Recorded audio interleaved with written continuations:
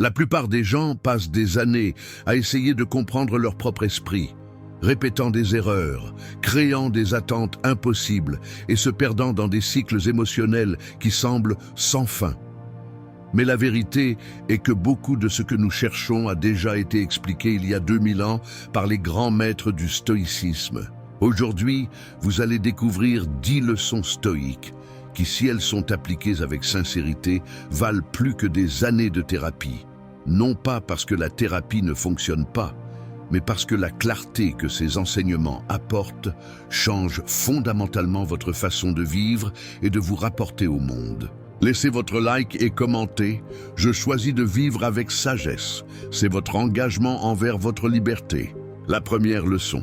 Contrôlez seulement ce qui dépend de vous. La première leçon est simple, mais transformatrice. Contrôlez seulement ce qui dépend de vous.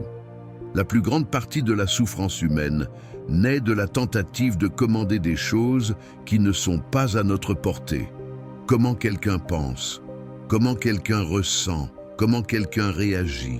Lorsque vous donnez de l'énergie à ce que vous ne contrôlez pas, vous vous détruisez. C'est la dichotomie du contrôle, la pierre angulaire du stoïcisme, enseignée par Épictète.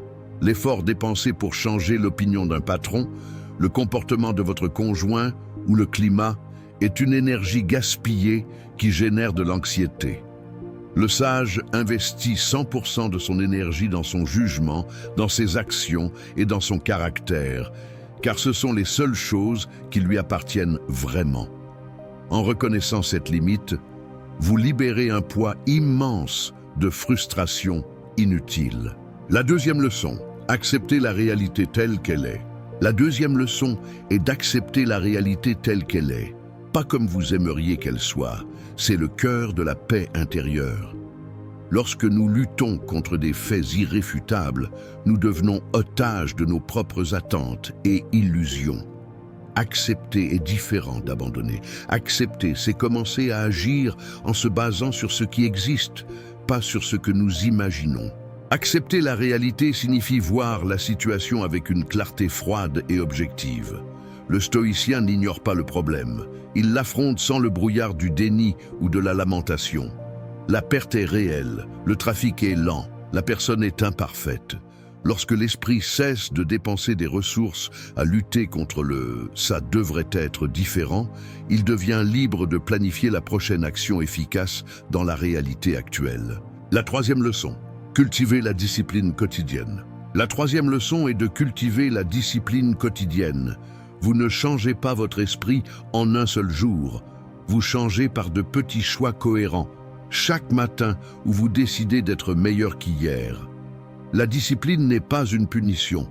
Elle est le remède qui guérit l'autosabotage et elle est le seul chemin vers la vraie liberté.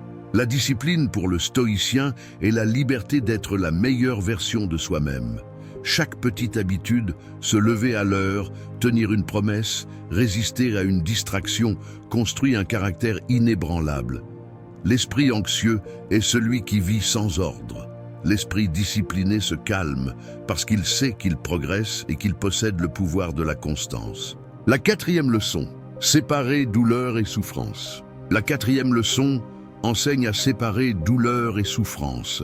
La douleur est inévitable, les pertes arrivent, les frustrations viennent, mais la souffrance est optionnelle. Elle est créée par le récit que nous répétons dans notre tête, ajoutant le jugement à la sensation. En changeant le récit, nous changeons l'expérience de la douleur. La douleur est l'événement physique ou émotionnel brut. La souffrance est la rumination sur l'injustice, l'autocondamnation ou la victimisation prolongée. Sénèque nous mettait en garde contre l'habitude de nous affliger plus dans l'imagination que dans la réalité. Arrêtez de vous demander pourquoi cela m'est-il arrivé et commencez à demander comment puis-je utiliser cela maintenant pour devenir plus fort. La seconde question met fin à la souffrance et commence la sagesse. La cinquième leçon, observer les pensées sans devenir elles. La cinquième leçon dit d'observer les pensées sans devenir elles. Marc Aurèle a écrit que vous avez du pouvoir sur votre esprit, pas sur les événements externes. Les pensées vont et viennent, comme des nuages dans le ciel. Le sage ne lutte pas contre elle. Il ne s'accroche simplement pas à l'illusion que la pensée est un ordre ou une vérité absolue. La thérapie moderne appelle cela la métacognition, mais les stoïciens la pratiquaient déjà. Lorsqu'une pensée négative surgit, ne la jugez pas et ne la rejetez pas. Identifiez-la simplement comme « c'est une pensée sur la colère » ou « c'est une opinion sur l'avenir ». En créant cette distance, vous devenez l'observateur et non l'esclave de votre machine à penser. C'est la clé de la paix. L'esprit n'est pas qui vous êtes, mais un outil que vous utilisez. La 6e leçon, pratiquez l'humilité. La 6e leçon est de pratiquer l'humilité. Non pas l'humilité de se diminuer, mais celle de reconnaître que vous êtes en apprentissage constant et éternel. Les hommes qui croient tout savoir stagnent. Les hommes qui réalisent qu'ils ne savent encore rien grandissent constamment et deviennent adaptables. L'humilité intellectuelle est la reconnaissance que votre vision du monde est limitée et que l'erreur est une opportunité d'amélioration, pas un défaut de caractère. Le stoïcien recherche activement le retour et la correction, sachant que la seule honte est le refus d'apprendre. Cela le rend invulnérable à l'ego et lui permet d'absorber connaissance et sagesse de n'importe quelle source, sans préjugés. La 7e leçon, ne pas réagir par impulsion. La 7e leçon est de ne pas réagir par impulsion. Un homme qui explose, crie ou se désespère livre son pouvoir au déclencheur externe. La réaction immédiate naît de la peur, de l'insécurité et de l'automatisme. La réponse calme et réfléchie naît de la sagesse et de la vertu. Respirez 3 fois avant d'agir. Cette simple habitude transforme les relations et sauve votre paix. Cette pratique est la pose stoïque en action. L'impulsion est l'énergie primitive tentant de prendre le contrôle. Le silence et la respiration sont le rappel que vous êtes un être rationnel. L'homme qui réussit à maintenir le silence face à la provocation prouve qu'il est le maître de ses passions. Personne ne peut vous contrôler si vous ne leur donnez pas votre réaction immédiate. La 8e leçon, cultivez le silence intérieur. La 8e leçon est de cultiver le silence intérieur. Nous vivons entourés de distractions, de bruit et de notifications. Mais la clarté, l'intuition et la paix n'apparaissent que lorsque l'esprit se calme. Courte promenade, respiration consciente, moment sans téléphone. Ces détails réorganisent votre vie mentale et émotionnelle. Le silence intérieur est le moment où vous pouvez réaliser le journal stoïque, l'examen de conscience à la fin de la journée, où vous évaluez vos actions et jugements sans culpabilité, seulement dans le but de vous améliorer. Cette pratique de retrait dans la solitude recharge votre force mentale, vous permettant de retourner au monde plus centré et moins vulnérable à l'hystérie collective. La 9e leçon, cherchez un objectif. La 9e leçon est de chercher un objectif. Il n'existe pas de santé émotionnelle véritable dans une vie sans direction ou sans signification. Lorsque vous savez pourquoi vous vous levez le matin, votre esprit trouve l'ordre, votre anxiété diminue et votre énergie s'aligne avec quelque chose de plus grand que votre propre plaisir momentané. L'objectif, le télos grec, est votre raison d'être et d'agir. C'est la boussole morale qui vous empêche de dévier pour de petites tentations ou de sombrer dans la procrastination. Un objectif fort rend les difficultés du chemin tolérables car elles deviennent des sacrifices nécessaires pour un bien supérieur. C'est l'objectif qui transforme la souffrance en test de caractère. La 10e leçon, se rappeler de la finitude. La 10e leçon est de se rappeler de la finitude.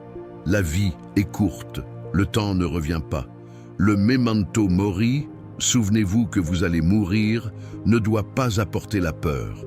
Il doit apporter la concentration, la gratitude et l'urgence vertueuse.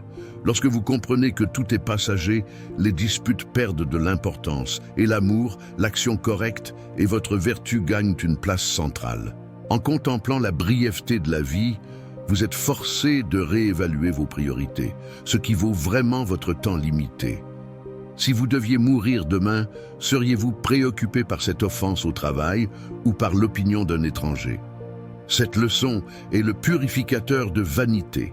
garantissant que vous dépensez votre ressource la plus rare, le temps, dans la construction d'une vie qui mérite d'être vécue. Conclusion finale, la sagesse, comme votre plus grand atout. Ces 10 leçons semblent simples, mais elles sont profondément transformatrices. Elles construisent la maturité, la clarté émotionnelle et la paix intérieure, car elles rendent le pouvoir au seul endroit où il a toujours appartenu, vous. Lorsque vous appliquez chacune d'elles, vous réalisez que ce n'est pas le monde qui change, c'est vous. Et ce changement vaut infiniment plus que n'importe quelle solution externe. Si la vidéo a du sens pour vous, écrivez dans les commentaires « Je choisis de vivre avec sagesse ». Et n'oubliez pas le like et de partager cette carte vers la sérénité. Jusqu'à la prochaine vidéo, héritier de la sagesse.